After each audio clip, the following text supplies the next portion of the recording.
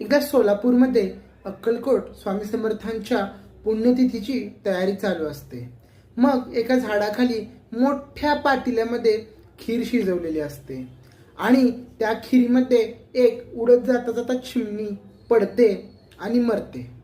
मग लोक असा विचार करतात की आता आपण स्वामींना हा प्रसाद कसा दाखवायचा, नैवेद्य म्हणून हे स्वामींना कसं दाखवायचं आणि आपण तरी कसं खायचं.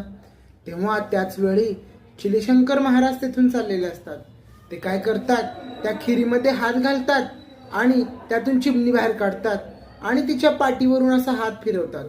हात फिरवता क्षणी त्या चिमणीमध्ये प्राण येतो आणि ती चिमणी भरकन उडून जाते. असे स्वामी चमत्कार खूप झालेले आहेत. खूप लोकांना स्वामी अनुभूती आलेली आहे. तर असेच नवनवीन स्वामी अनुभूती येण्यासाठी आणि स्वामी चमत्कार ऐकण्यासाठी आपल्या चॅनलला सबस्क्राईब करा. स्वामी ओम श्री स्वामी समर्थ.